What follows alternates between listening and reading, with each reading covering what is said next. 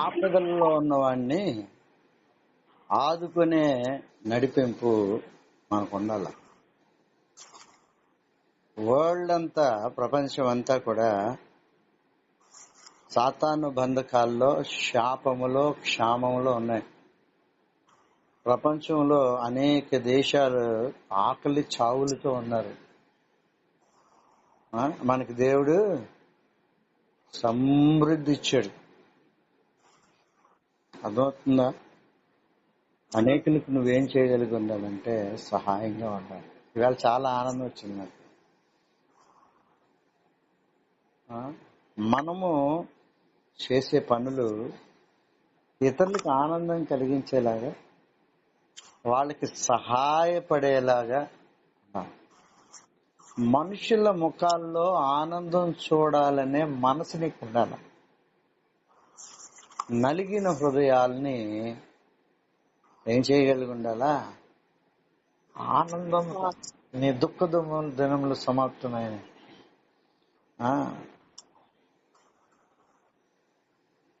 ఏమవ్వాలా మనుషులకి? ఆ నలిగిన స్థితి నుంచి సంతోషంగా ఉండే స్థితిలోకి రావాలన్నదే దేవుని ఆశ. దానికి తగినట్టుగా నువ్వు నేను ఏం చేయాలా? పని. ఇరుకుల్లో ఉన్న వాళ్ళని, ఇబ్బందుల్లో ఉన్న వాళ్ళని ఒక్కరోజన్నా వాళ్ళని ఆనందపరిచేలాగా ఉండాలి. ఇది దేవునికి ఇష్టమైన పని. జ్ఞాపకం చేసుకోండి. మత్తయి సువార్త 25వ అధ్యాయంలో 35వ వచనంలో ఉన్న 2-3 మాటలు చదువుకుందాం. త్వరగా తీయండి. మత్తయి సువార్త 25వ అధ్యాయము 35వ వచనం చదువుతున్నాను చూడండి. నేను సిద్ధపరిచినాను, నేను ఆకలి గొంటిని, మీరు నాకు భోజనం పెట్టితిరి, దప్పిగొంటిని, నాకు దాహం ఇచ్చితిరి, పరదేశినయ్యుంటిని, నన్ను చేర్చుకొంటిరి, దిగంబరినయ్యుంటిని, నాకు బట్టలు ఇచ్చితిరి, రోగినయ్యుంటిని, నన్ను చూడవచ్చితిరి, చెరసాల్లో ఉంటే నా యొద్దకు వచ్చితిరని చెప్పును. హల్లెలూయా.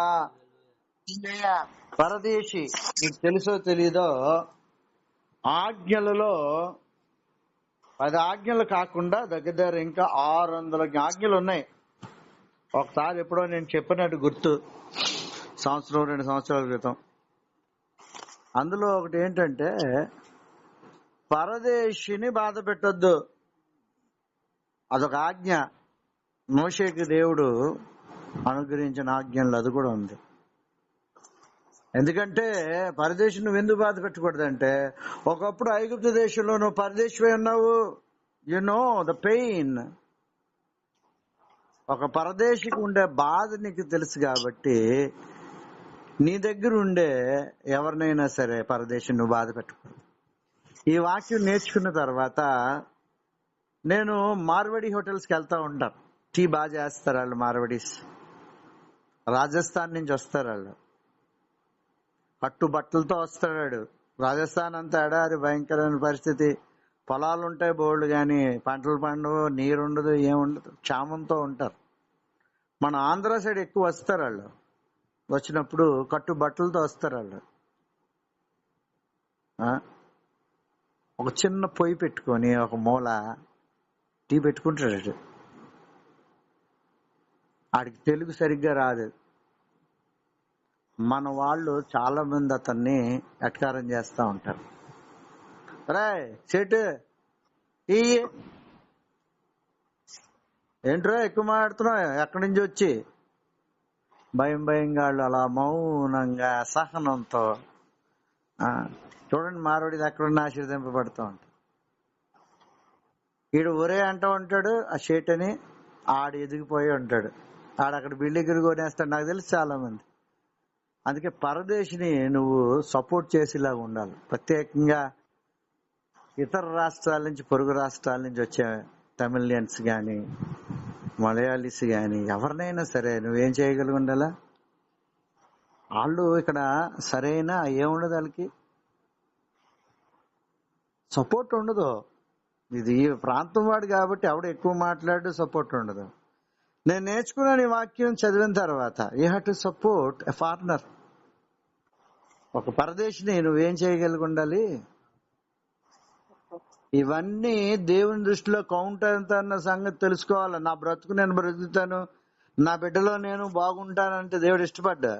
నీలాంటి వాళ్ళు అవసరం లేదు దేవునికి. ఎప్పుడు చూసినా కొంతమంది చూడండి, నా బిడ్డలు బాగుండాలా, నేను బాగుండాలా, ఎవడు ఎలా పోయినా పర్వాలేదనే మనస్తత్వం. They won't care about others. But Bible says ఈ 35 అధ్యాయం వచనంలో, బట్టలు లేకపోతే బట్టలు ఇచ్చారయ్యా నాకు. యేసుప్రభుకు నువ్వు బట్టలు ఇవ్వడం ఏంటి? దాని అర్థం ఏంట్రా? చూడండి, చదువుతున్నాను చూడండి. అది దాని అర్థం ఏంటో నీకు అర్థం అవ్వాలా. 39వ వచనంలో 37 నుంచి, అందుకు నీతిమంతులు, ప్రభువా, ఎప్పుడు నువ్వు ఆకలి కొంటుట చూచి నీకు ఆహారం ఇచ్చితిమి, నీవు దప్పుకొని ఎండుట చూచి ఎప్పుడు దాహం ఇచ్చితిమి, ఎప్పుడు పరదేశం ఎండుట చూచి నేను చేర్చుకుంటుమి, దిగంబరి వేయి ఎండుట చూచి బట్టలు ఇచ్చితిమి, ఎప్పుడు రోగి వేయి ఎండుటైనను చెరసాల్లో ఉండుటైనను చూచి నీ వద్దకు వచ్చితమని ఆయన అడిగారు. అందుకు రాజు, మిక్కిలి అల్పులైన ఈ నా సహోదరుల్లో ఒకనికి మీరు చేసి తిరిగి గనుక, ఈ 40 వచ్చిన చాలా ఇంపార్టెంట్, అండర్లైన్ చేసుకోవాలి, నాకు చేస్తుని నిశ్చయంగా మీతో చెప్తున్నాను వారితో అను. హల్లెలూయా. జైల్లో ఉన్న వాళ్ళని ఏం చేయాలట? ఇప్పుడు చూడండి, జైల్లో ఉన్నాడు ఒకడు. జైల్లో ఉంటే వెళ్ళి పలకరించడానికి నామొచ్చి, నాకు కరుణకి అనుభవం ఉంది. దగ్గర 3 నెలలు మేము ఉన్నప్పుడు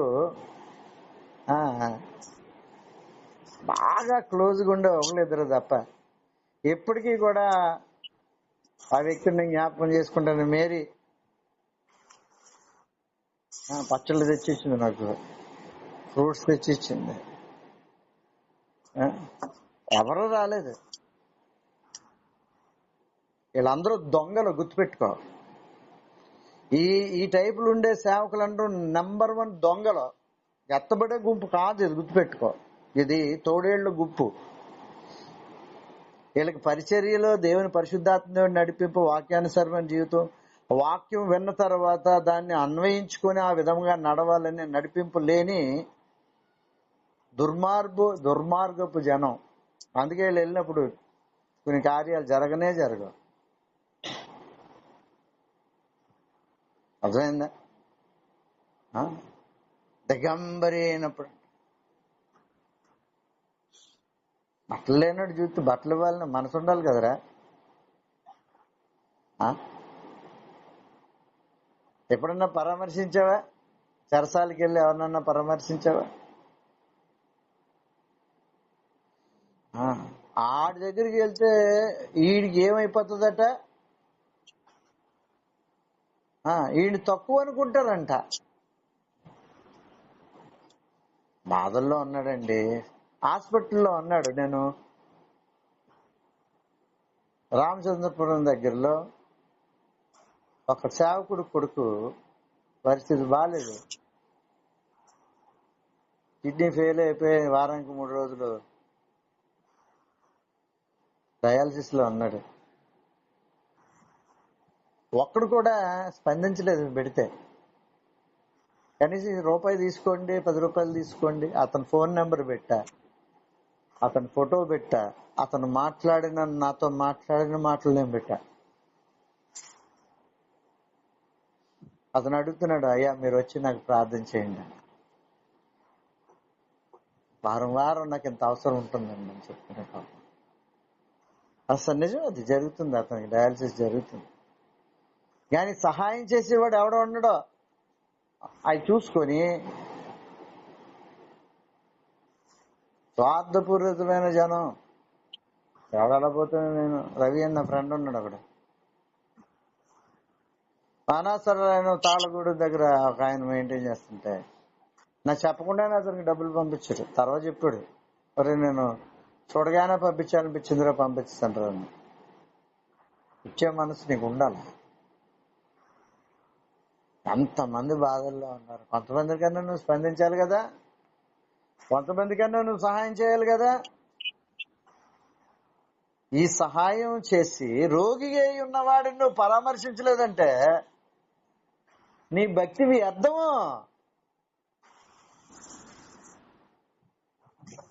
రోగిగా ఉన్నవాళ్ళని వెళ్ళి పరామర్శించొద్దు, చేయరు. భక్తి ఏంటో నేర్చుకోవాలా.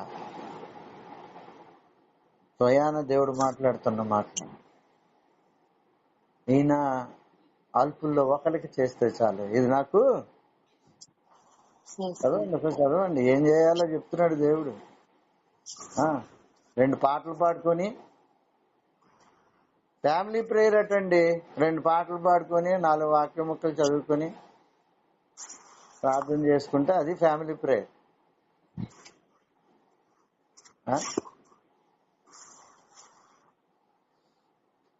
దేవుని వాక్యంలో రాయబడిన నీకు తెలిసి కూడా సహాయం చేయకపోతే ఎక్కడి నుంచి వస్తుంది ఆశీర్వాదం? ఆ 25 అధ్యాయం చదువుకోండి, ఆ 35 పైనుంచి చదవండి, అన్ని చదవండి, ధ్యానించి దాని ప్రకారము. నేను అందుకే మిమ్మల్ని చెప్తుంటాను హాస్పిటల్కి పొండమ్మా అని. ఆదివారం నేను అలాగే వెళ్ళిపోతే మీరన్నా వెళ్ళాలి కదా హాస్పిటల్ ఎక్కడన్నా చూసుకొని.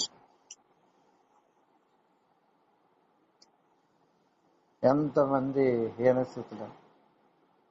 నువ్వు వెళ్లితే దేవుడు కార్యం చేయడానికి రెడీగా ఉన్నాడు. మీకు తెలియదు ఆ సంగతి. ఎవరో వచ్చి ఏదో సహాయం చేయాలని ఆశపడతారు జనం. నువ్వు ప్రేమగా ఒక మాట పలకరిస్తే చాలు, వాళ్ళ గుండె కొండంత ధైర్యం ఏర్పడుతుంది. నువ్వు వెళ్ళవు అసలు. ఏన స్థితిలో ఉన్న వాళ్ళ దగ్గరికి, రోగిష్ఠుల దగ్గరికి నువ్వు అసలు వెళ్ళాలో చెప్పుకుంటాక నీకు సాక్ష్యమే ఉండదు. పలానా రోగి దగ్గరికి వెళ్ళాను, పలానా రోగి దగ్గర నేను ప్రార్థన చేశాను, వాళ్ళ అవసరాలను పంచుకున్నాను, విడుదల పొందుకున్నారని చెప్పి ఒక సాక్ష్యం కూడా ఉండదు నీకు. ఎందుకంటే ఈ అలవాటు లేదు కదా నీకు. చెప్పింది అర్థమవుతుందా మీకు? నేను ఇంకో వాక్యం రాసుకున్నాను చెప్దామని ఉదయం నైట్కి. ప్రతిసారి దేవుడు ఒక తలంపు పెడుతున్నాడు నాకు సడన్ గా. ఇది ముందుగా ప్రిపేర్ అయిన వాక్యం కాదు ఇది. గుర్తుపెట్టుకోండి, నీ యొక్క ఆత్మీయ జీవితం ఎలాగుందో చూసుకో. ధ్యానం చేస్తే దీంట్లోంచి దేవుడు నీతో మాట్లాడుతాడు. హల్లెలూయా.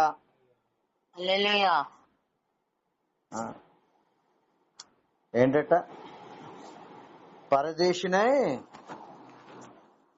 ఏంట్రా చదవండి.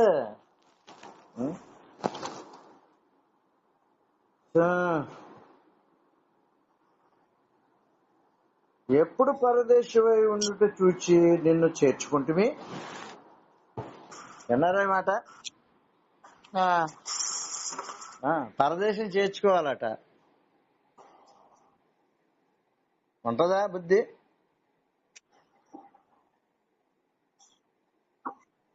ఏరా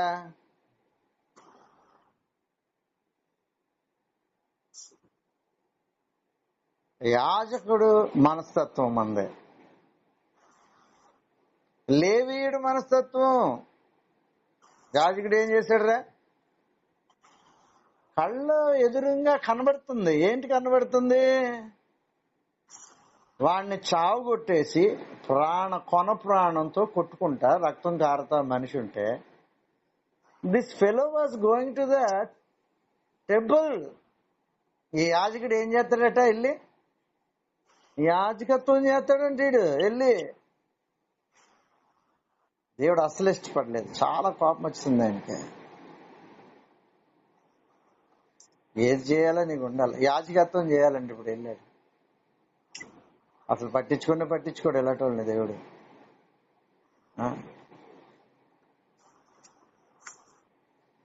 లేవీయుడు అన్నాడు అంటే ఆడేం చేస్తున్నాడు? చూసిపోయాడు అంటాడు. ఎక్కడికి వెళ్ళిపోతున్నాడు రీడు? ఎక్కడికి వెళ్తున్నాడు రీ లేవీడు? ఎరుషలేం వెళ్తున్నాడు, పైకి వెళ్తున్నాడు వీడు.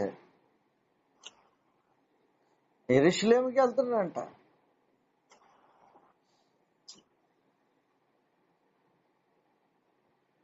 దేవుడు ఎంత క్లియర్ గా ఉపమానాలతో మాట్లాడుతున్నాడు. నువ్వు ఎలాగుండాలో చెప్తున్నాడు. అది నీకు అర్థం అవ్వాలి. సమరయుల్లో అంటే అన్యుల్లోనే దేవునికి ఇష్టమైన వాళ్ళు తయారు. అందుకే అబ్రాహాముని ఎంచుకున్నాడు దేవుడు. ఆ? కాబట్టి ఈ రోజున ధ్యానం చేయండి, మనుషులకు సహాయం చేయండి. ఆ? మన దేశంలో 2 కోట్ల మంది చిన్నపిల్లలు ఒక పూట భోజనం చేస్తున్నారు. ఒక పూట భోజనం చేస్తున్నారా చిన్నపిల్లలు? మన దేశంలో అంత పేదరికంలో ఉన్నారు. 3 పూటలు మనం తింటున్నా, వాళ్ళు ఒక పూటే తిని 2 పూటలు వాళ్ళంక వీళ్ళంక చూస్తున్నారు. ఆ.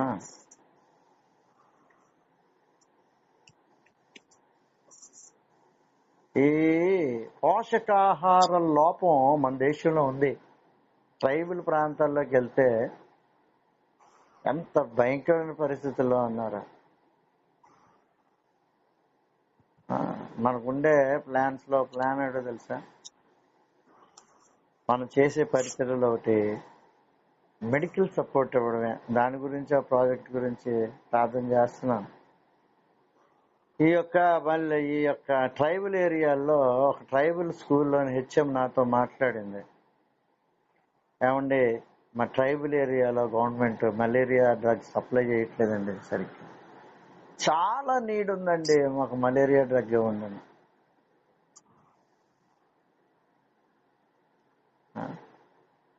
అది మన దేశ పరిస్థితి. నువ్వు చేయగలిగిన సహాయం చేయగలిగి ఉండాల. అది దేవుని యొక్క ఉద్దేశం. ఏదో బతికావంటే బతుకు, ఏం చేసుకుంటా కప్పెట్టుకుంటావు అంతే. తర్వాత నేను కప్పెట్టడానికి తప్ప అది ఎందుకు పనిచేయదు. నువ్వు సంపాదించదు.